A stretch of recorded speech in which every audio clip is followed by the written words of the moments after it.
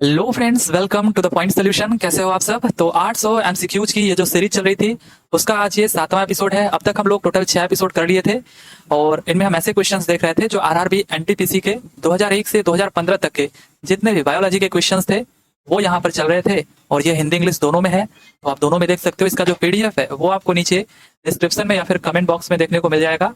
तो चलिए फिर मूव करते हैं हम लोग सीधे आज के क्वेश्चंस की तरफ। तो अब तक हम लोग 450 क्वेश्चन कर लिए थे, उसके आगे बढ़ना था 491 क्वेश्चन से। तो आज का जो हमारा पहला क्वेश्चन है, विच of the following crop is not grass, यानी इनमें से कौन सी फसल घास नहीं है। ऑप्शंस आपके सामने है, एलमंड या फिर फेस्क्यूज, बम्बू, अल्फाल्फा। तो ये आपको कुछ ऐसे नाम दिख रहे हैं जो हो सकता है पहली बार सुने हो, बट ज्यादा जानने की जरूरत नहीं है। यहाँ पर जो एलमंड है ये आपका घास नहीं है, बाकी जितने भी आपको दिख रहे हैं ये सब क्या है, घास हैं। यहाँ पर अगर एलमंड की बात करें तो ये एक तरीके का पेड़ है, ठीक है, ये वृक्ष की कैटेगरी में आता है। बाकी ये जो आपको फेस्क्यूस यानी हिंदी में कहें तो हुक्म, ये एक तरीके का घास है जो कुछ इस तरीके का आपको दिखता है। बाकी ये जो बम्बू है, बांस, ये पहले पेड़ की कैटेगरी में ही रखा गया था, इसको पेड़ ही बोला जाता था, लेकिन आगे चल करके इसको घास की कैटेगरी में रख दिया गया। तो ध्यान रहे, ये जो बम्बू है, ये जो बांस है, ये एक तरीके का घास है, न कि पेड़, राइट। बाकी जो रिजिका है, अल्फाल्फा, ये आपने गाँवों में देखा होगा, जो भी गाँव में रहते हैं उनको पता होगा। ये बेसिकली गाय या भैंस के लिए चारा की तरह यूज करते हैं। हमारे गाँव में तो इसे बरसिंग कहते हैं, अब आपके यहाँ क्या कहा जाता है नहीं पता, बट ये गाय या फिर भैंस के लिए चारे के रूप में यूज होने वाला एक घास है, जिसको किताबों में रिजिका कहा जाता है, अल्फाल्फा कहा जाता है। तो ये सब तो घास थे, एलमंड आपका घास नहीं था, इस वजह से पहला आंसर आपका करेक्ट हो जाएगा। आगे है, the arrangement of leaves on stem और ब्रांचेस इज नोन एज, यानी तने या फिर शाखाओं पर पत्तियों की व्यवस्था को किसके रूप में जाना जाता है। तो क्वेश्चंस का लेवल आप देखिए कितना अच्छा है। ये क्वेश्चंस आपको एक बार देख लेना चाहिए। हालांकि यहाँ पर कुछ अजीबोगरीब नाम दिए गए हैं कि तने या शाखाओं पर पत्तियों की व्यवस्था को क्या कहते हैं, स्पिनटैक्सी या फिर पुल्मोटेला या फिर टेंड्रोक्सी फिलोटैक्सी। तो इसे हम कहते हैं फिलोटैक्सी। मैं आपको इमेज के माध्यम से समझाने का प्रयास कर रहा हूँ कि ये जो आपका सूरजमुखी का पौधा है, इसमें आप देखोगे जो पत्ते हैं, यहाँ पर ये जो तने हैं ना, इस पे जो पत्तों का अरेंजमेंट है वो कुछ इस तरीके से है। आप यहाँ पर देखो कि एक पत्ता यहाँ पर ऐसे निकला हुआ है ना, मतलब एक पत्ता यहाँ पर ऐसे निकला हुआ है। आगे आप देखोगे थोड़ा और ऊपर जाने के बाद एक पत्ता यहाँ पर आपको दिखेगा, है ना, और आगे जाने पर एक पत्ता यहाँ पर आपको दिखेगा। तो ये अल्टरनेट और अपोजिट है एक दूसरे के। तो ये एक अरेंजमेंट हुआ। ऐसे ही एक और अरेंजमेंट आप देखो, सिंपल सा अमरूद के पौधे पर, अमरूद तो आप पौधा देखे ही हो। अब यहाँ पर जो अरेंजमेंट है वो कुछ इस तरीके से है कि अगर ये जो अमरूद में ये जो पत्ता है ये अगर नॉर्थ और साउथ साइड है ना, तो आगे ऊपर जाकर के ये जो पत्ता है वो आप देखोगे कि ठीक अपोजिट साइड में होंगे दोनों के दोनों, मतलब एक ही जगह पर अपोजिट साइड में है। और ऊपर जाकर के अगर ये नॉर्थ साउथ में है तो ये ईस्ट और वेस्ट में हो जाएंगे, है ना। यहाँ भी जो पत्ते हैं अपोजिट साइड में है, लेकिन जैसे यहाँ पर दूर दूर थे वो दूर दूर ना होकर के एक ही जगह है, लेकिन ऊपर जाकर के ये अगर ये नॉर्थ साउथ में थे, इनका डायरेक्शन ऐसे था, तो ऊपर जाकर के ये ईस्ट एंड वेस्ट में हो जाएंगे। और ऊपर देखिए आगे जो निकल रहा है वो भी ठीक अपोजिट, मतलब ये प्लस बनाते हुए निकलते हैं, है ना। तो इस तरीके का जो अरेंजमेंट है इसे हम फिलोटैक्सी कहते हैं। आई होप कि आप समझ पा रहे होगे। ऐसे ही सागौन का पौधा होता है, वो आपने देखा होगा कि प्लस का सिंबल बनाते हुए वो ऐसे बढ़ते रहते हैं। तो फिलोटैक्सी केवल आप नाम ध्यान में रखिएगा। आगे है, the girth of the stem और root in plants increases due to, यानी पौधों में तने या जड़ की चौड़ाई किसके कारण बढ़ जाती है। तो कुछ मेरिस्टेम है, आपको बेसिकली 3 टाइप के मेरिस्टेम ध्यान में रखने हैं, लैटरल मेरिस्टेम, इंटरकैलरी मेरिस्टेम और एपिकल मेरिस्टेम। यहाँ पर आपको इस इमेज में आसानी से दिख जाएगा कि ये जो लैटरल मेरिस्टेम है ये जड़ या फिर तने की चौड़ाई को, ये जो आप देख रहे हो ना, यहाँ पर नीचे चौड़ा है ज्यादा और ऊपर जाते जाते पतला हो गया है, तो पौधों में तो ऐसे ही होता है। लेकिन ये जो चौड़ाई बढ़ाने का काम करते हैं ये कौन से मेरिस्टेम करते हैं, ये लैटरल मेरिस्टेम करते हैं, पार्श्व विभज्योता करते हैं। जबकि अगर तनों की बात करें, तनों में शीर्ष की, है ना, जो आप देखोगे पौधों में जो एकदम ऊपर शीर्ष में, जो तनों के शीर्ष पर आप देखोगे कलियां कुछ निकली होती हैं, कुछ नए नए पत्ते निकलते हैं। तो तने के शीर्ष को बढ़ाने का काम कौन करता है, एपिकल मेरिस्टेम, ये वाला, ठीक है, एपिकल मेरिस्टेम। और बीच में ये जितनी भी आपको गांठें दिख रही हैं, है ना, इनके बीच का गैप बढ़ाने के लिए, या फिर कह लो आप इनकी लंबाई को बढ़ाने के लिए, या फिर जहां से ये ब्रांचेज निकले हुए हैं, जहां से कुछ पत्ते निकलते हैं, इनके ग्रोथ के लिए कौन जिम्मेदार होता है, इंटर कैलरी मेरिस्टम। जैसा कि नाम है, मध्य निविष्ट विभज्योतक, तो ये मध्य वाले पार्ट को, बीच वाले पार्ट को ग्रोथ कराने में हेल्पफुल होता है। इंटर कैलरी मेरिस्टम और लैटरल मेरिस्टम, जैसा कि नाम ही है लैटरल, तो ये नीचे के जड़ या फिर ये जो नीचे का तना है इसकी चौड़ाई को बढ़ाने का काम करता है। तो हमसे तो पूछा था यही चीज कि तने या जड़ की चौड़ाई किसके कारण बढ़ती है, तो ये लैटरल मेरिस्टम यानी पार्श्व विभज्योतक। तो ये तीनों नाम आप ध्यान में रखना और ये कहाँ पर होते हैं इनका भी ध्यान रखना। आगे है identify a type of asexual reproduction which involves reproduction through parts of the plant such as roots, stem and leaves. यानी अलैंगिक प्रजनन के एक प्रकार की पहचान कीजिए जिसमें प्रजनन पौधे के कुछ हिस्सों जैसे जड़ हो गया, तना हो गया और पत्तियों के माध्यम से होता है। तो मैंने आपको पिछले ही लेक्चर में बताया था कि ऐसे पौधे जो बीज के माध्यम से न उत्पन्न होकर के पौधे के किसी अदर पार्ट जैसे कि जड़, तने या पत्तियों से उत्पन्न होते हैं, इनको हम लोग वेजिटेटिव प्रोपागेशन कहते हैं। तो वनस्पति प्रसार, वनस्पति का प्रसार, ये भी आंसर हमारा करेक्ट हो जाएगा कि यहाँ पर जो रिप्रोडक्शन होता है वो बीज में न होकर के पौधे के किसी अदर पार्ट से होता है। तो ऐसे फसल को, ऐसे पौधे को हम लोग वेजिटेटिव प्रोपागेटेड या वेजिटेटिव प्रोपागेशन कहते हैं या वनस्पतिक प्रसार कहते हैं या फिर कायिक प्रवर्धन कहते हैं। हिंदी में इन्हीं को कायिक प्रवर्धन फसल कहते हैं, है ना। ये भी आप ध्यान में रखना, ये मैं आपको पिछले ही लेक्चर में बताया था। आगे है in which of the following tissues are the cells living elongated and irregularly thickened at the corners। यानी निम्नलिखित में से किन ऊतकों में जीवित कोशिकाएं लंबी और कोनों पर अनियमित रूप से मोटी होती हैं। तो बेसिकली तीन तरह के सिंपल परमानेंट टिश्यूज होते हैं। कौन कौन? पैरेन्काइमा, स्क्लेरेन्काइमा और कोलेन्काइमा। ये तीनों बहुत ज्यादा इंपॉर्टेंट है और बहुत बार एग्जाम में, आपके रेलवे के एग्जाम में खासतौर से पूछे गए हैं। तो यहाँ पर पूछा है कि कोनों पर, है ना, कोनों पर अनियमित रूप से मोटी कौन होती हैं। वैसे लिविंग तो इनमें से पैरेन्काइमा भी है, लेकिन कोनों पर अनियमित रूप से मोटी इनमें से कौन सी, आपका कौन सा सेल है या टिश्यू है, तो ये आपका है कोलेन्काइमा। डी आंसर हमारा करेक्ट है। इनके बारे में जो कुछ भी यहाँ पर लिखा गया है एक बार मैं आपको बता रहा हूँ, जो इंपॉर्टेंट चीज है इनको जरूर ध्यान में रखना, ये बहुत काम में आएगा। देखिए जो पैरेन्काइमा है इनकी कोशिकाएं पतली होती हैं, जो स्क्लेरेन्काइमा है इनमें जो सेल होते हैं वो डेड होते हैं, ठीक है, मृत होते हैं। ये ध्यान रखना, कई बार पूछा है स्क्लेरेन्काइमा में जो सेल्स होती हैं वो डेड होते हैं। देखिए हमसे जो पूछा था लिविंग, इस वजह से स्क्लेरेन्काइमा तो आप ऐसे ही काट देते। बाकी जो कोलेन्काइमा है इनमें जो कोशिका होती हैं वो कोनों पर मोटी होती हैं, है ना, कोनों पर मोटी होती हैं। और किसके कारण होती हैं और ये क्या काम करती हैं ये भी ध्यान में रखना है। जब भी कोई पूछे कि फूड स्टोरेज का काम कौन करता है, फूड स्टोरेज का, तो ये आपको बताना है पैरेन्काइमा। अगर आपसे पूछे कि पौधों को लचीलापन कौन प्रोवाइड करता है, लचीलापन, तो ये कोलेन्काइमा कराता है। ये मैं ऐसे ही नहीं बोल रहा हूँ, कई बार पूछा गया है कि कौन सा टिश्यू पौधों को लचीलापन प्रोवाइड करता है, तो ये कोलेन्काइमा होता है। और किसके कारण ये लचीलापन मिलता है, तो पैक्टीन के कारण। कोलेन्काइमा में क्या होता है, पैक्टीन, ये भी ध्यान रखना। आगे अगर पूछेगा तो आप बताना, बट यहाँ पैक्टीन आप ध्यान रखो, ये कोलेन्काइमा में होता है। और स्क्लेरेन्काइमा में क्या होता है, लिग्नीन होता है, ठीक है, लिग्नीन। तो ये सारी बातें आप ध्यान में रखना। वैसे फिलहाल में जो पूछा था कोनों पर कोशिका भित्ति किसकी मोटी होती है, तो ये कोलेन्काइमा की। डी आंसर हमारा करेक्ट है। आगे है plants bend towards light due to the diffusion of the dash hormones on the other side of the shoot. यानी टहनी की दूसरी तरफ किस हार्मोन के प्रसार के कारण पौधे प्रकाश की ओर झुकते हैं। जिधर प्रकाश दिखेगा उधर पौधों की टहनियां झुक जाएंगी। ये किसके कारण होता है? सूरजमुखी में तो आपने देखा, ये नाम ही है सूरजमुखी, तो जिधर सूर्य का प्रकाश होता है उधर ये पौधे झुक जाते हैं। तो ये किसकी वजह से झुकते हैं, कौन सा हार्मोन जिम्मेदार होता है, तो ये होता है ऑक्सीन, ऑक्सीन के कारण। तो पहला आंसर हमारा करेक्ट है। और इसी के कारण पौधों को ग्रोथ भी मिलता है, क्योंकि सूर्य का प्रकाश तो हमेशा ऊपर से ही लगेगा, तो ये ऊपर की तरफ ही बढ़ने का प्रयास करते हैं। यहाँ पर आप इमेज में देख सकते हो कि यहाँ पर जब सूरज भगवान ऊपर हैं तो ये जो हार्मोन से ये चारों तरफ अभी दिख रहे हैं आपको, है ना, ऊपर की साइड में ज्यादा दिख रहे हैं लेकिन फैले हुए हैं। जैसे ही सूरज भगवान थोड़ा और साइड में जाते हैं तो ये जो ऑक्सीन हार्मोन है वो ट्रांसफर हो जाता है जस्ट अपोजिट साइड, लेकिन जो पौधों का झुकाव है वो किधर हो जाता है, सूर्य के प्रकाश की तरफ, यानी इस साइड।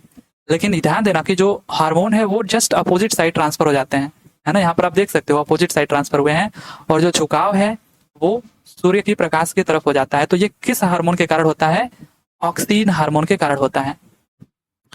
आगे है the female reproductive part of a flower is called, यानी यहाँ पर एक फूल का मादा प्रजनन हिस्सा क्या कहलाता है।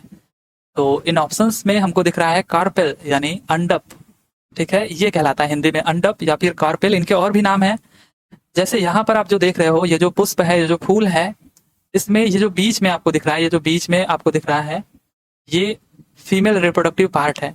इसमें ऊपर वाला स्टिग्मा है, बीच वाला स्टाइल है और सबसे नीचे वाला ओवरी है। तो इन तीनों को मिला करके ये कार्पेल बना हुआ है, जिसको हम लोग पिस्टिल भी कहते हैं। आपने पिछले लेक्चर में देखा था, इसी को पिस्टिल बोला गया था, या कार्पल, या फिर हिंदी में स्त्री केसर भी कहते हैं, या अंडप कहते हैं। तो बहुत सारे नाम पड़ जाते हैं, आप इन सबको ध्यान में रखिएगा। बाकी ये जो आपको दिख रहा है यहाँ पर, ये जो बगल में ये जो इनके तने जैसा दिख रहा है, और यहाँ पर ऊपर जो दिख रहा है, ये दोनों के दोनों क्या है, मेल रिप्रोडक्टिव पार्ट है, जिसे हम लोग क्या कहते हैं, स्टेमेन कहते हैं, राइट। जिसमें जो नीचे वाला पार्ट है, ये इसको हम लोग फिलामेंट, और जो ऊपर है इसको हम लोग एंथर कह रहे हैं। आगे है dash is a part of the male reproductive system in plants, यानी डैश पौधों में नर प्रजनन प्रणाली का एक हिस्सा है। तो नर प्रजनन प्रणाली अभी हमने बात किया था, जो स्टेमेन है, पुंकेसर कहते हैं हिंदी में। ये वाला जो हिस्सा था ना, ये वाला टोटल, ये वाला इसको हम लोग क्या बोलेंगे, स्टेमेन।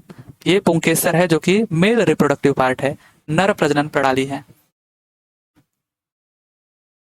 आगे है in which of the following permanent tissue are the cells dead, यानी in which of the following permanent tissue are the cells dead, किस स्थायी ऊतक में कोशिकाएं मृत होती हैं। तो याद करिए, अभी मैंने आपको बताया था कि जो स्क्लेरेनकाइमा है, स्क्लेरेनकाइमा, इसमें जो कोशिकाएं होती हैं वो डेड होती हैं। ये डेड सेल से मिलकर के बना होता है, मृत कोशिकाओं से मिलकर के बना होता है। सी आंसर हमारा करेक्ट है। आगे है reproducing new plants by cell instead of vegetative parts or seeds is called. तो यही तो बात हम कर रहे थे कि वानस्पतिक भागों या बीजों के बजाय कोशिका के द्वारा नए पौधों का प्रजनन क्या कहलाता है। यहाँ पर बोला जा रहा है कि ना ही बीज से, ना ही जड़ से, तना से, या फिर पत्तों से, इन सब में से किसी से भी नहीं, बल्कि यहाँ पर बोल रहा है कि पौधों में जो सेल्स हैं उनसे जो प्रजनन होता है, ऐसे प्रजनन को हम क्या बोलते हैं। तो ऐसे प्रजनन को हम लोग बोलते हैं टिश्यू कल्चर। नाम से भी पता चल रहा है सेल की बात हो रही है, तो टिश्यू कल्चर हमारा करेक्ट आंसर है। ऐसे प्रजनन को हम उत्तक संवर्धन कहते हैं। तो reproducing new plants by cell instead of vegetative parts, यानी ये जितने वेजिटेटिव पार्ट्स हैं, या फिर इवन कह लो जो बीज हैं, इनको छोड़ करके अगर सेल्स से रिप्रोडक्शन होता है, तो ऐसे प्रजनन को, ऐसे रिप्रोडक्शन को हम टिश्यू कल्चर या फिर उत्तक संवर्धन कहते हैं, राइट। आगे है फाइटो हार्मोन्स डैश होते हैं। क्या होते हैं ये फाइटो हार्मोन्स? जो अभी आपने देखा था कुछ हार्मोन, ऑक्सीन हो गया, यहाँ पर जिब्रेलिन, साइटोकाइनिन, या फिर एथिलीन और एब्सिसिक एसिड, ये पौधों में पाए जाने वाले हार्मोन्स हैं। जिसमें से ये जो आप ऊपर के तीन देख रहे हो ना, ये हार्मोन्स क्या है, ये पौधों में ग्रोथ कराने का काम करते हैं, इंक्रीज करते हैं, ग्रोथ को बढ़ाते हैं। जबकि ये जो एथिलीन और एब्सिसिक एसिड आप देख रहे हो, ये ग्रोथ को कम करने का काम करते हैं। तो ये टोटल 5 हार्मोन्स आपको देखने को मिल जाएंगे पौधे में, इन्हें हम क्या कहते हैं, फाइटो हार्मोन्स। तो ये क्या करते हैं, ये रेगुलेटर्स हैं, synthesised by plants influencing physiological process, यानी कार्यकीय प्रक्रियाओं को प्रभावित करने वाले पौधों द्वारा संश्लेषित ये नियामक हैं। तो पहला आंसर करेक्ट हो जाएगा, जिसमें ऑक्सीन, अभी आपने हार्मोन को देखा था कि जिधर प्रकाश मिल रहा था सूर्य का, उधर झुक जा रहा था इस ऑक्सीन हार्मोन के कारण। तो प्रकाश हमेशा ऊपर से लग रहा है, तो ये ऊपर की तरफ ही बढ़ते हैं, तो ये ग्रोथ करा रहा है पौधों में। और जिब्रेलिन, ये पौधों में बौनेपन को दूर करता है। एक सेकेंड, पेन थोड़ा सा जवाब दे रहा है। ये पौधों में बौनापन को दूर करने का काम करता है जिब्रेलिन। ये आपसे पूछा जाता है बौनेपन को कौन दूर करता है, तो जिब्रेलिन हार्मोन। साइटोकाइनिन, ये सेल डिवीजन करा करके पौधों में वृद्धि कराता है। जब तक सेल डिवीजन होगा नहीं, पौधों में वृद्धि कहाँ से होगा। और बाकी जो एब्सिसिक एसिड है, ये प्लांट के ग्रोथ को रोकता है, और एथिलीन भी प्लांट के ग्रोथ को रोकता है। कैसे रोकता है एथिलीन? ये फलों को जल्दी पका देता है, ये फलों को पकाने का काम करता है। अब फल जल्दी पक जाएंगे तो उनका ग्रोथ रुक जाएगा ना। होता है ना कि यार अभी तो मैंने फल लगाए थे या कोई भी फसल लगाया था और वो पक गए हैं, और पक गए तो उनका ग्रोथ रुक गया। तो ये सब ग्रोथ इनहिबिटर्स हैं, और ये ग्रोथ को बढ़ाने वाले हैं। आगे है the pistil in the flower as. पुष्प में स्त्री केसर डैश है, तो नाम से ही पता चल रहा है स्त्री केसर या फिर पिस्टिल, ये एक फीमेल रिप्रोडक्टिव पार्ट है। सी आंसर हमारा करेक्ट है, एक मादा जनन अंग है। आगे है विच of the following is considered a medicinal plant. तो मेडिसिनल प्लांट यानी औषधि पौधा माना जाता है, इनमें से किसको औषधि पौधा माना जाता है? तो इससे सस्ता सवाल तो हो नहीं सकता है, नीम। ठीक है, सी आंसर हमारा करेक्ट हो गया। आगे है कि विच of the following is an example of living fossil tree, यानी इनमें से कौन सा जीवित जीवाश्म वृक्ष का उदाहरण है। देखिए वैसे तो आप देखोगे तो जो फॉसिल ट्री होते हैं या फिर जीवित जो जीवाश्म वृक्ष होते हैं वो दब गए होते हैं, सड़ गल गए होते हैं, है ना, पृथ्वी के अंदर, या फिर पहले जो जो प्राचीन काल के वृक्ष हैं या फिर कुछ भी ऐसे चीज जो दब गए हैं पृथ्वी के अंदर या फिर कहीं भी और वो सड़ रहे हैं, गल रहे हैं, उनको हम लोग क्या बोल देते हैं, ये फॉसिल फ्यूल्स हैं, है ना, और वो मृत अवस्था में होते हैं। लेकिन यहाँ पर हमसे पूछा गया है जीवाश्म जो जीवित हो, है ना, लिविंग हो, तो ये कौन सा है, ये आपका है जिनकगो बाइलोबा। ठीक है, जिनकगो बाइलोबा यहाँ पर आपका करेक्ट आंसर। ये बहुत ही पुराना पेड़ है।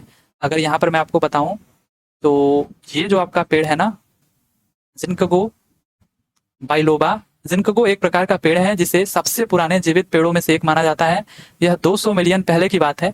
जिनकगो को जीवित जीवाश्म के रूप में जाना जाता है क्योंकि इसकी वर्तमान प्रजाति पिछले 51 मिलियन वर्षों से अपरिवर्तित बनी हुई है। यह एक जीवाश्म की विशेषता है। अब इतने साल पहले से अगर एक ही तरह बनी हुई है तो ये जीवाश्म ही कहलाएगी। तो ये एक लिविंग यानी जीवित जीवाश्म का उदाहरण है, जिनकगो बाइलोबा। हालांकि अब धीरे धीरे ये खत्म हो रहा है। आगे है green plants and certain bacteria manufacture their own food, which one of the following nutrition process do they adopt, यानी हरे पौधे और कुछ जीवाणु अपना भोजन स्वयं बनाते हैं, वे निम्नलिखित में से कौन सी पोषण प्रक्रिया अपनाते हैं। तो ये कौन से पोषण प्रक्रिया अपनाएंगे, तो सिंपल सी बात है, दिख रहा है आपको, ये क्या होते हैं, ऑटोट्रॉफिक न्यूट्रिशन यानी स्वपोषी पोषण, राइट। तो ऑटोट्रॉफिक न्यूट्रिशन या स्वपोषी पोषण कहते हैं ऐसे जंतुओं को या ऐसे पौधों को जो अपना भोजन स्वयं बनाते हैं। तो आसान सा था, हिंदी में तो सीधे सीधे दिख भी जाता है कि स्वपोषी का मतलब ही हो गया कि जो अपना भोजन स्वयं बना करके अपना पोषण करते हैं। आगे है dash are the 3 parts of the seed, यानी इनमें से बीज के 3 भाग हैं, कौन कौन से, कौन कौन इनमें से बीज के 3 भाग हैं। कॉटिलिडन है, बिल्कुल है। जाइगोट नहीं है, जाइगोट नहीं है, ये आपको एनिमल्स में देखने को मिलेगा। बाकी एम्ब्रियो भी नहीं है और ये जाइगोट नहीं है। तो ये तो कट गया, जाइगोट जैसे ही दिखा आपको कट गया। बचा आपका कॉटिलिडन, रेडिकल एंड ओव्यूल, यानी बीज पत्र, मूलांकुर और बीजांड, ये आपके बीज के पार्ट्स हैं। तो बी आंसर हमारे यहाँ पर करेक्ट है, कॉटिलिडन, रेडिकल एंड ओव्यूल्स।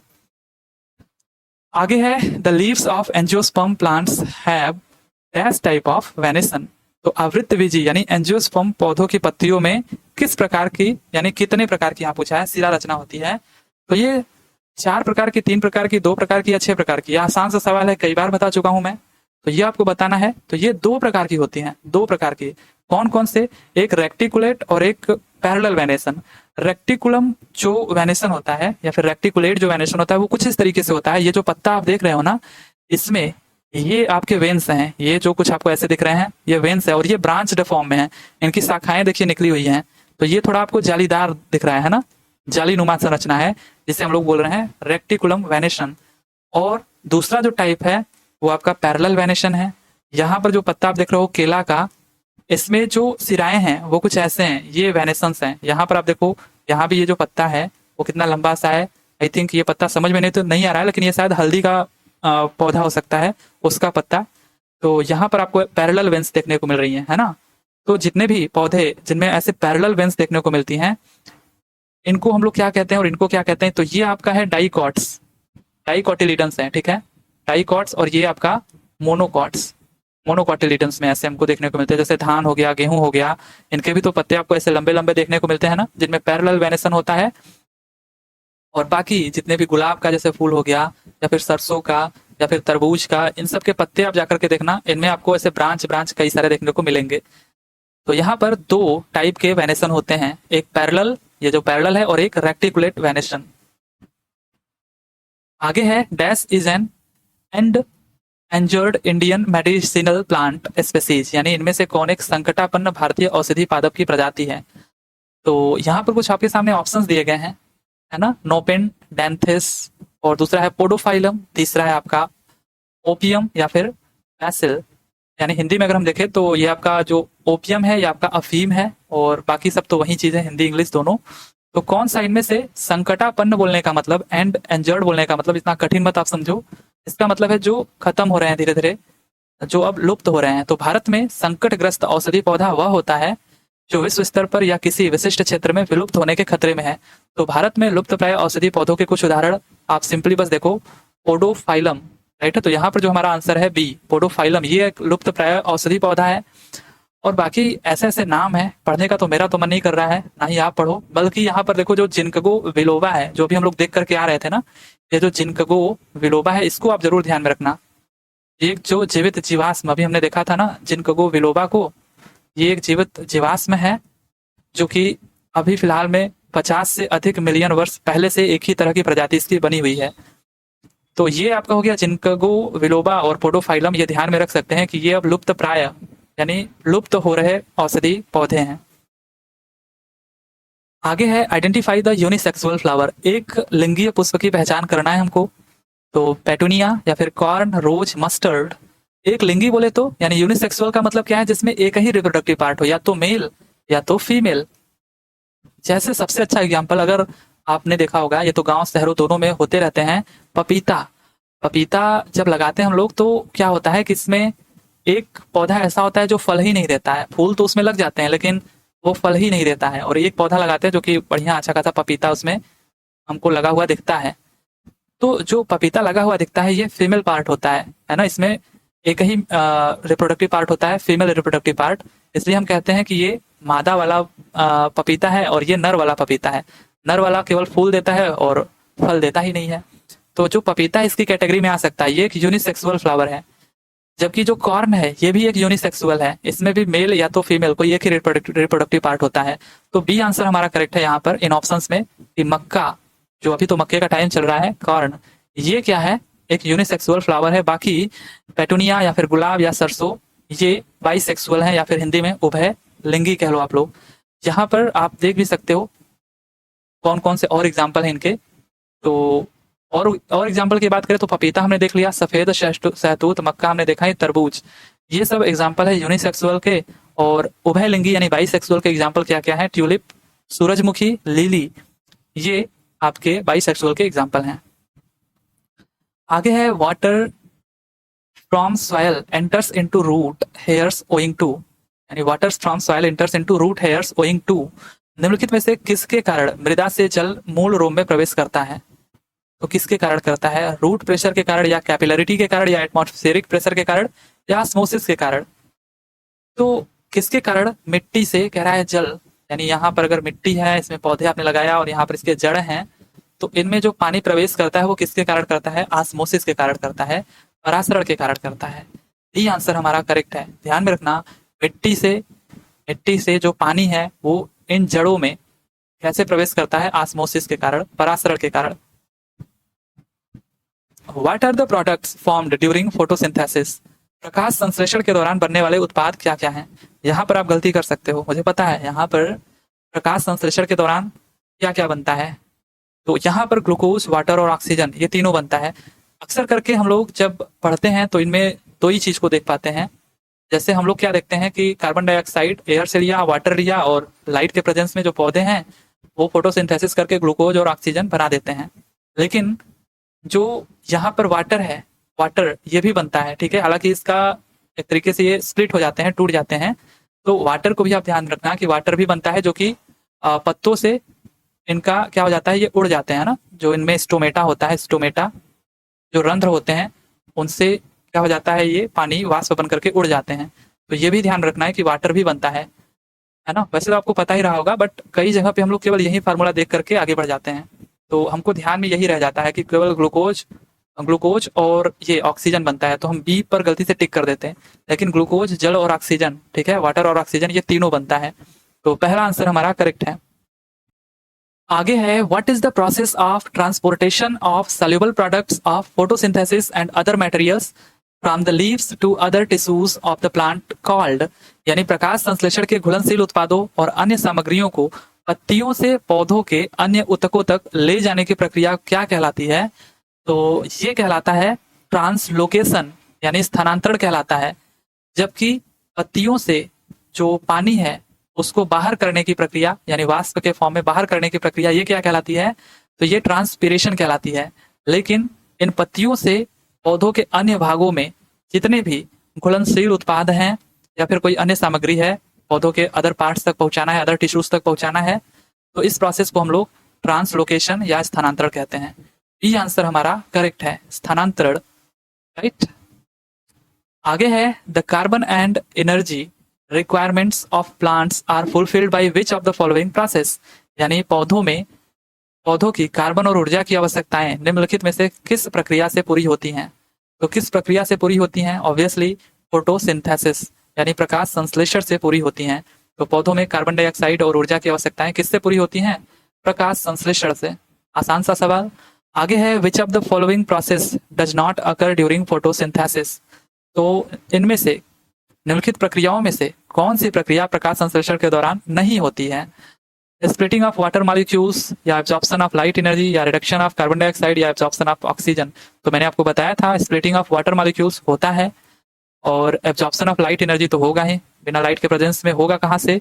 और रिडक्शन ऑफ कार्बन डाइऑक्साइड का अपचयन, एयर में जितना भी कार्बन डाइऑक्साइड होता है वो पौधे ले लेता है और ऑक्सीजन को रिलीज करता है। तो रिलीज करता है, न कि ऑब्जॉर्ब करता है। तो डी आंसर हमारा करेक्ट हो जाएगा कि ये प्रकाश संश्लेषण की प्रक्रिया में नहीं आता है।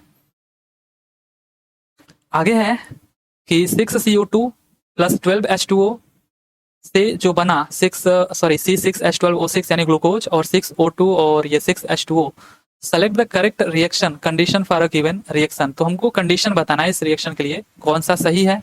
तो किसके प्रेजेंस में होता है? तो ये बच्चे को पता है कि सनलाइट और क्लोरोफिल यानी सूर्य का प्रकाश और पर्णहरित के प्रेजेंस में ये आपका रिएक्शन होता है प्रकाश संश्लेषण का। आगे है from where do the roots of the plants take in oxygen, पौधों की जड़ें ऑक्सीजन कहाँ से ग्रहण करती हैं? तो पौधों की जो जड़ें हैं वो ऑक्सीजन कहाँ से ग्रहण करती हैं? क्या ये मिट्टी में उपस्थित जो जल होता है, मिट्टी में जो उपस्थित जल होता है वहां से करते हैं? नहीं। यहाँ पर आप इसको टिक कर सकते थे from the water present in soil, but यहाँ पर जो हमारा करेक्ट आंसर है मृदा कणों के बीच वायु स्थानों से करते हैं। ये जो सी है ये हमारा करेक्ट आंसर है, राइट, कि मृदा कणों के बीच वायु स्थानों से करते हैं। कहाँ से करते हैं ऑक्सीजन ग्रहण? तो मृदा कणों के बीच वायु स्थानों से। अगर हम बात करें, अगर हम यहाँ पर बोलें कि आप कभी कभी क्या गलती कर देते हो कि ऑक्सीजन की कमी या अनुपस्थिति में जड़ों की वृद्धि सीमित हो जाती है या पूरी तरह से रुक जाती है। अगर किसी गमले में लगे पौधों को ज्यादा पानी दिया जाए तो मिट्टी के कणों के बीच की जगह से सारी हवा निकल जाती है, इससे जड़ों को ऑक्सीजन नहीं मिल पाता और पौधा मर सकता है। तो वैसा भी नहीं है कि आपने गमले में फूल लगाया है और इतना पानी उसमें दे दिया कि उसके कणों के बीच ऑक्सीजन जो है वो बाहर निकल जाए और यहाँ पर पौधे को ऑक्सीजन मिले ही ना। तो इतना भी नहीं करना है। तो किससे मिलता है ऑक्सीजन, ये आपको ध्यान में रखना है कि मिट्टी कणों के बीच वायु स्थानों से, यानी from the air space in between the soil particles, right. जहां पर ये मैंने गलत कर दिया, यहाँ पर सी ऑप्शन आपका क्या है, करेक्ट है। From the air spaces into from the air spaces in between the soil particles, C answer हमारा करेक्ट है। आगे है which gas is needed for photosynthesis, तो प्रकाश संश्लेषण के लिए किस गैस की आवश्यकता होती है? तो प्रकाश संश्लेषण के लिए कौन सी गैस की आवश्यकता होगी? तो एयर में प्रेजेंट कौन सी गैस लेता है ये? Carbon dioxide. तो पहला ही आंसर हमारा करेक्ट है। In which of the following process is oxygen released into the air, तो ये क्या सवाल है, बच्चों वाला सवाल है। किस प्रक्रिया में वायु में ऑक्सीजन निर्मुक्त होती है? तो फोटोसिंथेसिस हो गया। विच of the following is not required for photosynthesis, photosynthesis के लिए क्या रिक्वायर नहीं है? सनलाइट है, कार्बन डाइऑक्साइड है, क्लोरोफिल है, ऑक्सीजन की रिक्वायरमेंट नहीं है क्योंकि ऑक्सीजन तो ये रिलीज करेगा। तो बी आंसर हमारा करेक्ट हो गया। आगे है what is the process of transferring of pollen from a male part of a plant to a female part of a plant, यानी किसी पौधे के नर भाग से पराग को किसी पौधे के मादा भाग में स्थानांतरित करने की प्रक्रिया क्या कहलाती है? तो ये हमने देखा था, जो फूल है इसमें ये जो आपका मेल रिप्रोडक्टिव पार्ट है, जिसमें जो ऊपर आप एंथर देख रहे हो इसके ऊपर छोटे छोटे ऐसे पॉलन ग्रेन्स होते हैं। ये जो आपको दिख रहा है ना ऐसा कुछ, इसके ऊपर जैसे छोटे छोटे पॉलन ग्रेन्स होते हैं, पराग होते हैं। ये जब उड़ करके, ये यहाँ से जब उड़ करके कहाँ पर, स्टिग्मा यानी फीमेल रिप्रोडक्टिव पार्ट के ये जो स्टिग्मा वाला पार्ट है ना, ऊपर का सबसे पार्ट, यहाँ आकर के जब बैठ जाते हैं तो हम कहते हैं कि पॉलिनेशन हो गया, यानी परागण हो गया। तो पहला आंसर हमारा यहाँ पर करेक्ट है, इसे हम क्या कहते हैं, पॉलिनेशन कहते हैं। आगे है dash reproduces by multiple fission, यानी कई बहुखंडन द्वारा प्रजनन करता है, या कह लो बहुविखंडन द्वारा प्रजनन इनमें से कौन करता है? यीस्ट ये बडिंग करता है, ठीक है, बडिंग करता है। और ये जो प्लेनेरिया है ये रीजनरेशन करता है। ये सारे के सारे असेक्सुअल रिप्रोडक्शन है, ठीक है। ये आपका क्या करता है, ये रीजनरेशन करता है, रीजनरेशन, राइट। और बाकी ये जो राइजोफस है ये बहुत ही कम ऐसा होता है कि असेक्सुअल रिप्रोडक्शन करता है, बल्कि ये क्या करता है, सेक्सुअली रिप्रोड्यूस होता है राइजोफस। तो ये तो वैसे ही गलत हो गया। रीजनरेशन का मतलब प्लेनेरिया, अगर प्लेनेरिया जो है अगर कहीं से कट पिट गया तो वो जो कटा पिटा भाग है वहीं से वो दोबारा उत्पन्न हो जाता है, नया एक प्लेनेरिया का जन्म हो जाता है। और ये बडिंग करता है, यानी एक यीस्ट अगर है तो वो दो यीस्ट में बदल जाता है। इसके लिए किसी दूसरे रिप्रोडक्टिव पार्ट की जरूरत नहीं पड़ती है, ठीक है। तो इसे हम बडिंग कह देते हैं। लेकिन जो प्लाज्मोडियम है ये मल्टीपल फिजन करता है। बी आंसर हमारा यहाँ पर करेक्ट है, ठीक है। जो प्लाज्मोडियम है ये आपका मल्टीपल फिजन करता है, बाकी कोई इसमें से मल्टीपल फिजन नहीं कर रहा था। अभी देखिए यहाँ पर और भी अगर हम एग्जाम्पल की बात करें मल्टीपल फिजन कौन कौन करता है, तो जैसे प्लाज्मोडियम आपने देखा, साथ ही साथ स्पैरोगन्स और एल्गी यानी शैवाल ये भी क्या करते हैं, मल्टीपल फिजन करते हैं, राइट। यानी मल्टीपल फिजन का मतलब कि एक सेल क्या होगा, एक पेरेंट सेल डिवाइड हो जाएगा कई सारे डॉटर सेल में, तो इसे हम मल्टीपल फिजन कह देंगे। तो प्लाज्मोडियम यहाँ पर मल्टीपल फिजन करता है, बी हमारा करेक्ट आंसर है। आगे है विच of the following is not a pollinating agent for cross pollination, यानी निम्नलिखित में से कौन सा पर परागण के लिए परागण कारक नहीं है। तो पॉलिनेटिंग एजेंट क्या होते हैं, यहाँ पर जैसे मैं आपको बताऊं तो हवा, जैसे जो भी आप फूल देख रहे थे या फिर आपने देखा होगा जो गुड़हल का फूल होता है, कई सारे ऐसे फूल होते हैं जिनके ऊपर भौरे बैठ जाते हैं आकर के, तितलियां बैठ जाती हैं, कोई पक्षी आकर के बैठ गया। तो ये जो पक्षी, तितली, भौरा है ये क्या कर रहे हैं, ये पौधों से पौधों का जो मेल रिप्रोडक्टिव पार्ट था उससे पॉलन ग्रेन्स को लेकर के इसके फीमेल पार्ट वाले स्टिग्मा पर ले जाकर के छोड़ दे रहे हैं, जिससे कि एक पॉलिनेशन हुआ, जिसे हम लोग क्या बोल रहे हैं, क्रॉस पॉलिनेशन, राइट। तो ये किससे किससे हो सकता है, एक तो अभी आप देख रहे हो इन बर्ड्स के थ्रू हो सकता है, एक कीड़े मकोड़े के थ्रू हो सकता है ना, जैसे भौरा जाकर के बैठ गया, और चमगादड़ के थ्रू हो सकता है, या फिर हवा से उड़ करके इसके जो पॉलन ग्रेन्स हैं वो उड़ करके किसी दूसरे पौधे के पॉलन ग्रेन्स पर चले गए, या फिर आपने खेतों में पानी भर दिया, उसमें आपने पौधे लगाए हैं और पानी भर दिया, और पानी पर तैर करके ये जो पॉलन ग्रेन है वो एक पौधे से दूसरे पौधे पर चला गया। तो ये सब क्या है, पॉलिनेटिंग एजेंट हैं, विंड, वाटर, बर्ड्स, इंसेक्ट्स या बैट्स। लेकिन ध्यान देना क्रॉस पॉलिनेशन में ये जरूरी है कि एक पौधे से दूसरे पौधे पर वो जाना चाहिए। अगर उसी पौधे पर चला गया, उसी पौधे के स्टिग्मा पर, तो वो क्रॉस पॉलिनेशन फिर नहीं कहलाएगा, है ना, वो तो सेल्फ पॉलिनेशन हो गया। तो यहाँ पर क्रॉस पॉलिनेशन कौन कौन करा रहा है, वाटर करा रहा है, एनिमल्स, विंड करा रहे हैं, एनिमल्स करा रहे हैं, लेकिन पौधे खुद तो चल करके जाएंगे नहीं वहां पर, है ना। अब ऐसा नहीं कि ये जो पौधा है ये खुद चल करके जाएगा, इसका जो पॉलन ग्रेन्स है यहाँ पर बैठेगा। तो यही हमारा नहीं है पॉलिनेटिंग एजेंट, तो डी आंसर हमारा करेक्ट हो जाएगा, राइट। यहाँ से आप वाटर को हटा दो, तो ये जो डी आंसर हमारा है, पौधे ये पॉलिनेटिंग एजेंट नहीं है, लेकिन हवा, जंतु और जल ये सब पॉलिनेटिंग एजेंट है। आगे है in a plant which of the following is converted into the seed, एक पौधे में निम्नलिखित में से क्या बीज में परिवर्तित होता है। तो क्या इनमें से बीज में परिवर्तित होता है, वर्तिकाग्र, अंडाशय, वर्तिका या फिर बीजांड।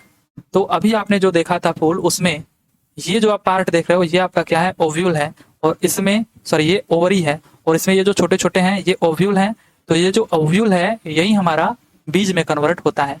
तो डी आंसर हमारे यहाँ पर करेक्ट है, ओव्यूल यानी कि बीजांड, ठीक है, ये आपका बीज में कन्वर्ट हो जाता है। The reproductive parts of a flower are, यानी फूल के प्रजनन अंग कौन से हैं। तो ये हम लोग देख चुके हैं, स्टेमेंस और कार्पेल्स, यानी पुंकेसर और अंडप। यहाँ पर कार्पेल्स की जगह पर आपको पिस्टिल भी लिख करके आ सकता है, तो कंफ्यूज नहीं होना है, दोनों सही आंसर है। स्टेमेंस एंड कार्पेल्स कह लो या फिर स्टेमेंस एंड पिस्टिल कह लो, ये क्या है, रिप्रोडक्टिव पार्ट है किसी भी फ्लावर के। Pollen grains are found in, परागकण किस में पाए जाते हैं। तो परागकण, ये जो फूल है, ये जो पॉलन ग्रेन्स है ना यहाँ पे, सॉरी ये जो पॉलन है, ये जो एंथर वाला पार्ट है यहाँ पर, ये जो ऐसे आपको दिख रहा है यहाँ पर, इस पे पॉलन ग्रेन्स पाए जाते हैं जिनको हम पराग कहते हैं। यही जो परागकण है उड़ करके इस स्टिग्मा वाले पर बैठते हैं, तब पॉलिनेशन होता है। तो कहाँ पर ये पाए जाएंगे, एंथर वाले पार्ट पे, ये एंथर वाला पार्ट है ऊपर का, जबकि ये जो नीचे आप देख रहे हो ये फिलामेंट है। ए आंसर हमारा करेक्ट है कि पराग कोष पर ये पाए जाते हैं पॉलन ग्रेन्स। आगे है विच of the following can reproduce by fragmentation. अब निम्नलिखित में से कौन विखंडन द्वारा प्रजनन कर सकता है। देखिए फ्रेगमेंटेशन से कौन प्रजनन करेगा। हाइड्रा तो आपका बडिंग करता है, ठीक है, ये आपका बडिंग करके प्रजनन करता है, या फिर ये बडिंग के साथ साथ रीजनरेशन भी करता है। ऐसा नहीं है कि केवल बडिंग ही करता है, तो ये रीजनरेशन भी करता है। साथ ही साथ जो यीस्ट है ये हमने देखा था, ये भी बडिंग करता है, हालांकि ये रीजनरेशन नहीं करता है लेकिन ये बडिंग करता है। और प्लेनेरिया ये रीजनरेशन करता है, ये हमने देखा, ठीक है, रीजनरेशन। लेकिन जो स्पाइरोगायरा है, स्पाइरोगायरा ये आपका फ्रेगमेंटेशन करता है। तो बी आंसर हमारा यहाँ पर करेक्ट है। ये आपका जो स्पाइरोगायरा है ये फ्रेगमेंटेशन करता है। Fertilisation results in the formation of a an. निषेचन के परिणाम स्वरूप किसका निर्माण होता है। तो फर्टिलाइजेशन के परिणाम स्वरूप जाइगोट बनता है, युग्मनज। पहला आंसर हमारा यहाँ पर करेक्ट है। Dash present in the centre of a flower forms the female reproductive part. तो पुष्प के मध्य में स्थित डैश मादा प्रजनन का भाग होता है। तो पुष्प के मध्य में स्थित कौन है, यही तो है आपका ये फूल के बीच में स्थित। और ये आपका क्या है, कार्पेल है, यानी अंडप है ना। ये क्या है आपका कार्पेल है, या फिर ये आपका क्या है, पिस्टिल है, स्त्री केसर है, ठीक है, पिस्टिल। तो यहाँ पर अंडप या कार्पेल, डी आंसर हमारा करेक्ट है। ये फूल का मध्य पार्ट है, मध्य में स्थित फीमेल रिप्रोडक्टिव पार्ट है। विच of the following is not a component of the male reproductive part of the flower. ये आपको इतनी बार आया होगा कि ये अब तक तो आपको याद हो गया होगा, ठीक है, मतलब इन्हीं में घूम फिर करके अलग अलग तरीके से पूछा गया है। ये सब अलग अलग शिफ्ट में क्वेश्चन पूछे जाते हैं, तो अब हर शिफ्ट में एक ही क्वेश्चन तो पूछेगा नहीं, उसी से रिलेटेड हुई पूछेगा, तो उसी को घुमा फिरा करके पूछा जाता है। अब यहाँ पर पूछा है निम्नलिखित में से कौन सा पुष्प के नर प्रजनन भाग का घटक नहीं है। तो हमने जो देखा था यहाँ पर इमेज में, ये जो आपको दिख रहा है ऐसा ऐसा करके, है ना, यहाँ यहीं पे हम लोग देख लेते हैं कि कुछ इस तरीके का जो पार्ट था, ये आपका मेल रिप्रोडक्टिव पार्ट था, जिसमें ये जो नीचे वाला पार्ट था ये आपका फिलामेंट था, है ना, ये आपका फिलामेंट वाला पार्ट है। और ये जो ऊपर था ये आपका एंथर था, एंथर, ठीक है। यहीं पर पॉलिन ग्रेन्स तो है, यहीं पर पॉलिन ग्रेन्स परागकण रहते हैं। तो इनमें से कह रहा है कौन नर प्रजनन का घटक नहीं है, तो एंथर है, यानी परागकोश है। ये भी आंसर हमारा सही है। सॉरी, हमसे पूछा कौन नहीं है ना, तो ये तो है। इवन ये जो आपके पॉलिन है जो कि इसी के ऊपर पाए जा रहे हैं, ये भी है। फिलामेंट भी है, ये जो हम देख रहे हैं नीचे, ये फिलामेंट है, ये भी है। लेकिन स्टाइल ये नहीं है। ये क्या है, ये फीमेल रिप्रोडक्टिव पार्ट का हिस्सा है। जो फीमेल रिप्रोडक्टिव पार्ट हम देख रहे हैं कुछ इस तरीके से ऐसे बना हुआ है ना, तो इसमें ऊपर वाला आपका स्टिग्मा है, स्टिग्मा, और इसके बीच वाला स्टाइल है। देखिए इतनी बार लिखने का मतलब आपको याद हो जाना चाहिए। और ये जो नीचे आपका है ओव्यूल है, ठीक है, ओवरी है, ये ओवरी, उसके अंदर आपके ओव्यूल हैं छोटे छोटे, है ना। तो यहाँ पर ये जो स्टाइल है यानी वर्तिका है, ये क्या है, फीमेल रिप्रोडक्टिव पार्ट का हिस्सा है, जबकि ये तीनों क्या है, मेल रिप्रोडक्टिव पार्ट का हिस्सा है। तो हमसे पूछा था कौन मेल रिप्रोडक्टिव पार्ट का हिस्सा नहीं है, तो ये स्टाइल आपका करेक्ट आंसर हो गया। आगे है विच of the following is not a simple permanent tissue. अब इनमें से कौन सा एक सरल स्थायी उत्तक नहीं है। तो सिंपल परमानेंट टिश्यू, या फिर आप कह लो केवल परमानेंट टिश्यू, या फिर मेरिस्टेम, तो इनको आप एक बार समझ लो, ये बहुत काम आएगा। देखिए जो प्लांट टिश्यूज होते हैं बेसिकली दो टाइप से इनको हम डिवाइड करते हैं। मेरिस्टेमेटिक टिश्यू, इनको हम लोग विभज्योतक ऊतक कहते हैं, यानी जो जिनमें सेल डिवीजन होता है, ठीक है, सेल डिवीजन जिनमें होता है। यहाँ पर हम थोड़ा सा कलर चेंज अगर कर लें, तो जिनमें सेल डिवीजन होता है उन्हें हम मेरिस्टेमेटिक टिश्यू कहते हैं। और जिनमें सेल, अब इन्हीं में अगर सेल डिवीजन होना बंद हो गया तो ये परमानेंट हो जाते हैं, तो इनको हम क्या बोल देते हैं, परमानेंट टिश्यू। अब ये जो परमानेंट टिश्यू होते हैं इनको भी कुछ कैटेगरी दिया जाता है, जैसे सिंपल परमानेंट टिश्यू और complex permanent tissue. Special permanent tissue आप अभी मत ध्यान दो, लेकिन बस ये दो ध्यान दो, जिसमें सिंपल जो परमानेंट टिश्यू है इसमें 3 टाइप के आपको टिश्यूज देखने को मिल जाएंगे, पैरेन्काइमा, कोलेनकाइमा, स्क्लेरेन्काइमा। अब ये जो पैरेन्काइमा है मैंने आपको बताया था, ये फूड स्टोरेज का काम करता है। जो कोलेनकाइमा है ये पौधों को लचीला बनाता है ना, ये पौधों को लचीला बनाता है, और यानी फ्लेक्सिबल। और स्क्लेरेन्काइमा ये पौधों को कठोरता प्रोवाइड करता है। जो पौधों का ऊपर वाला पार्ट लचीला होता है, नीचे वाला पार्ट जो होता है वो कठोर होता है, तो इन्हीं टिश्यूज के कारण होता है। इस कोलेनकाइमा में पैक्टीन होता है, इसी के कारण लचीलापन आता है। और ये जो स्क्लेरेन्काइमा है इसमें लिग्नीन होता है, क्या होता है, लिग्नीन, इसी के कारण ये कठोर होता है। बाकी कुछ कॉम्प्लेक्स परमानेंट टिश्यू भी होते हैं, जैसे जाइलम और फ्लोएम। जाइलम का काम है जल को ट्रांसपोर्ट करना, फ्लोएम का काम है फल को ट्रांसपोर्ट करना। तो जैसा नाम, ज से जाइलम, और ज से जल को ट्रांसपोर्ट करने का काम करते हैं पौधों में, और फ से फ्लोएम और फ से फल को ट्रांसपोर्ट करने का काम करता है फ्लोएम। तो हमसे क्या पूछा था, विच of the following is not a simple permanent tissue. तो सिंपल परमानेंट टिश्यू आपका पैरेन्काइमा है, कोलेनकाइमा है, स्क्लेरेनकाइमा है, लेकिन ये जो जाइलम है वो नहीं है, इस वजह से यही हमारा करेक्ट आंसर हो जाएगा। ये कॉम्प्लेक्स परमानेंट टिश्यूज हैं। आगे है कि primary growth in plants occurs by, यानी पादपों में प्राथमिक वृद्धि किसके द्वारा होती है। तो जो ये वृद्धि होती है, हमने बहुत ही पहले देखा था कि जो मेरिस्टम थे, लैटरल मेरिस्टम, इंटरकैलरी मेरिस्टम और एपिकल मेरिस्टम, ये वृद्धि करवा रहे थे पौधों में, है ना। ऐसे कुछ जो हमारा पेड़ को हमने दिखाया था, इसमें जो शीर्ष पर था वो एपिकल मेरिस्टम था जो कि वृद्धि करा रहा था। बीच में जो इनकी लेंथ को बढ़ाता है वो इंटरकैलरी मेरिस्टम था, और तने, ये जो जड़ है या फिर जड़ के पास जो तने हैं, इनकी चौड़ाई में कौन वृद्धि कराने का काम कर रहा था, तो ये आपका लैटरल मेरिस्टम करा रहा था, ठीक है, लैटरल मेरिस्टम। और बाकी यहाँ पर और क्या, एक ऑप्शन में यहाँ पर आपका वर्टिकल मेरिस्टम। तो हमसे पूछा है केवल primary growth in plants occurs by, तो प्राइमरी जो ग्रोथ होता है वो केवल इंटरकैलरी मेरिस्टम और एपिकल मेरिस्टम से होता है, क्योंकि प्राइमरी का मतलब कि पहले तना, ये वाला पार्ट ऐसे बढ़ता जाता है, फिर ये वाला पार्ट बढ़ेगा, फिर ये और चौड़ा हो जाएगा। तो प्राइमरी जो है आपके ग्रोथ कराने वाले यहाँ पर हैं वो कौन कौन से हैं, ये आपका इंटरकैलरी है और एपिकल है। तो डी आंसर हमारा करेक्ट है, यानी सी और डी, ठीक है। ये इंटरकैलरी और एपिकल मेरिस्टम ये प्राइमरी ग्रोथ कराते हैं प्लांट्स में। In addition to phloem the following is made up of all the others, यानी फ्लोएम के अतिरिक्त निम्नलिखित में से क्या अन्य सभी से बना है। तो ये क्वेश्चन ही पता नहीं क्या है, फ्लोएम के अतिरिक्त क्या अन्य सभी से बना है, तो क्वेश्चन ही मतलब नहीं समझ में आ रहा है कि क्या क्या चीज अन्य सभी से बना है। देखिए ये चीज पता है कि ये जो आपका सीव ट्यूब्स है या फिर फ्लोएम वेसल्स हैं या फिर फ्लोएम फिलामेंट्स हैं, ये फ्लोएम के ही पार्ट हैं। लेकिन ये जो आपका सिलियक है, सिलियक यानी उदरीय, हिंदी में जो उदर आप देख रहे हो ना, उदर का मतलब होता है पेट, यानी ये एनिमल से रिलेटेड है। ये आपका एक आर्टरी होता है, सिलियक एक आर्टरी है, धमनी है, ठीक है। ये क्या है, एक धमनी है। अगर कलर चेंज कर लूं तो ये क्या है, आपका धमनी है। तो ये किससे रिलेटेड है, ये तो एनिमल से रिलेटेड हो गया, जबकि ये जो आप देख रहे हो सीव ट्यूब्स या फिर फ्लोएम वेसल्स या फिर फ्लोएम फिलामेंट्स, ये आपके फ्लोएम से रिलेटेड है, जो कि पौधों से रिलेटेड है। तो अगर अंतर ढूंढना हो तो हमारा ये सी आंसर करेक्ट हो जाएगा, लेकिन इस क्वेश्चन को हमें लग रहा है थोड़ा टाइप करने में दिक्कत हो गया है।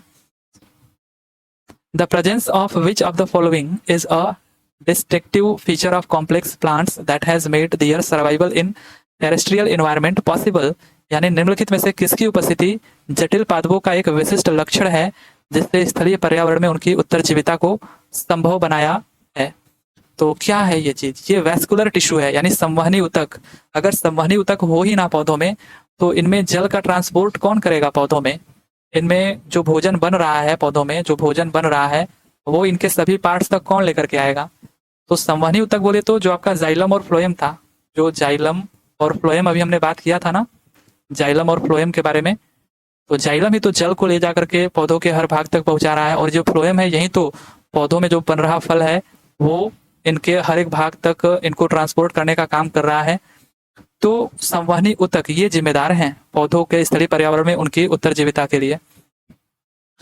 आगे है dash tissue is formed by the combination of dead cell, किस उतक का निर्माण मृत कोशिकाओं के संयोजन से होता है, तो स्क्लेरेनकाइमा, ये आंसर हमारा करेक्ट है।